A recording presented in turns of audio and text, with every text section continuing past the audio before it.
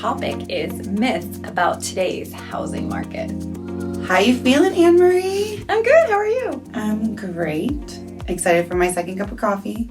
Crazy market going on right now. There's a lot of information going around that's misleading, I believe. Totally misleading. And I'm glad we're here to straighten up some myths and truths. A buyer myth. Here we go. So, I should wait to buy real estate until the mortgage interest rates and home prices decrease. That's a lot to unpack because we hear it all the time. All day, every day. So, in a nutshell, we are being told by experts, and they study the economy every day. They are from the California Association of Realtors, the National Association of Realtors, that prices are expected to increase through the end of the year. And we all know there's a high possibility that interest rates are going to go up as well. Yeah, so that's the scary thing. I think that a lot of people don't know. We've been talking to our clients about it a lot lately, but if you don't know, the feds have been in communication. They have $2.7 trillion of mortgage-backed securities that they could sell, they could not sell. Everybody is freaking out. Last I heard, and it changes all the time, they have meetings all the time, but last we heard is that some person from the Fed said, well, we can increase interest rates up to 3% by the end of the year, which is insane. Insane. And on top of it, U.S. Bank had stopped lending, which they usually do like more dominantly like business loans. Commercial. But if another big bank stops lending, it could tighten up the, creative mortgage programs, I would say. So waiting only has historically taught us that it usually costs you money. Absolutely. So I just want to make sure you guys know, if you don't know, you can do a lot of research. If you reach out, we'll give you some, resources for it. But that is like the number one thing right now because the market is so crazy that they just say, I'll wait. Right. And every one of our clients that said that last year and the year before are so regretful the following year that they waited. Yeah. We were in just a year ago, this time last year, we were in the 3s. Now we're in the 6s, and even some stated programs are even in the 7s. Conventional are in the 7s. Yeah. So it's literally throwing money away. Yeah, it's scary. And yeah. Okay. Next one. Now that we talked about a buyer myth, let's talk about a seller myth. I can set the asking price at whatever I want it to be. So, I feel like, so let me just start off by saying we are seeing price reductions in our market, and I don't think it's because the market is shifting to a downward market.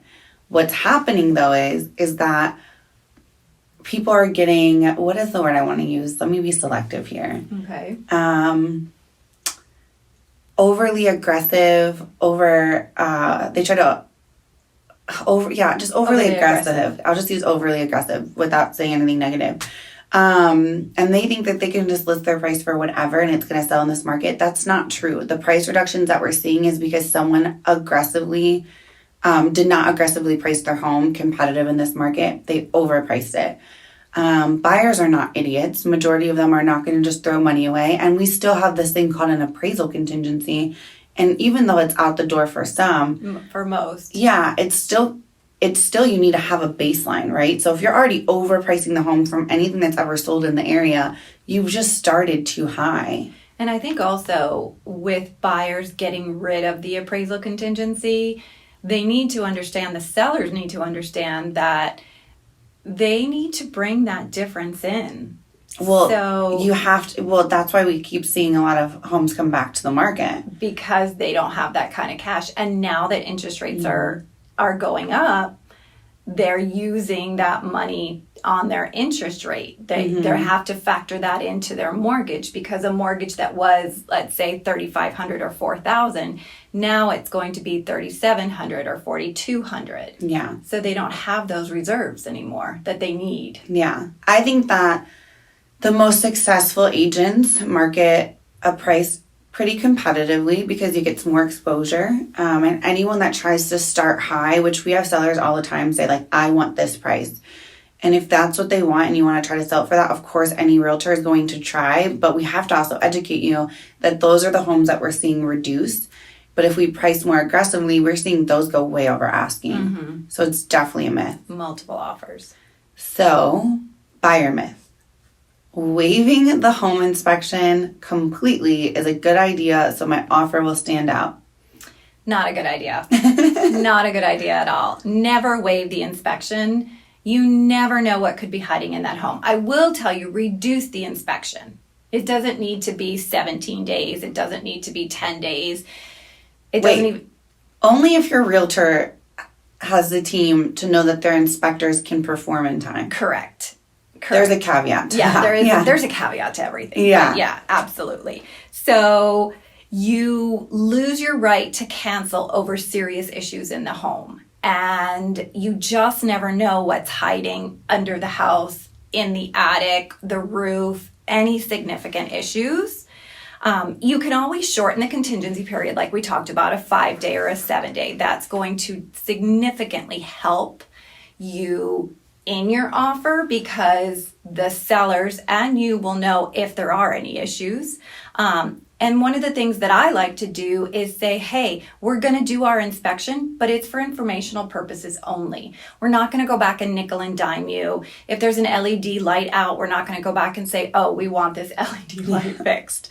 So you add the verbiage in there. Also, in the contract, it says the property is as is. But if you do your inspection contingency for informational purposes, unless there's something significantly wrong with the property. Yeah, my favorite. You have to add my favorite verbiage. Yes. Because I think a lot of buyers, if you tell them remove it or buy it as is, everyone's so excited to just get the home. Mm-hmm. They don't think well, what about foundation or structural or hazard or safety? So I think that there's a common ground. Most sellers, unless they're hiding something, don't think that there's anything significantly wrong with their home. So it would be a surprise to them, too, if something was found out, and that most people are good people. Right. So there is the verbiage that Anne-Marie was going to, explain. Yeah. Unless inspections find major safety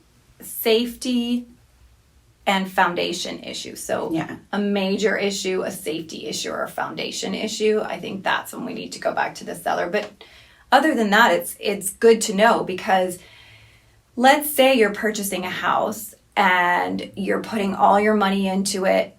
You're ready to go. You want to know that, hey, in 5 years, in 3 years, in 10 years, in 20 years, I've got this major roof expense coming up. Mm-hmm. Or I need to redo the pool. The pool might be a little bit dated and need to be resurfaced. That's going to be an expense coming up. It's always good to know.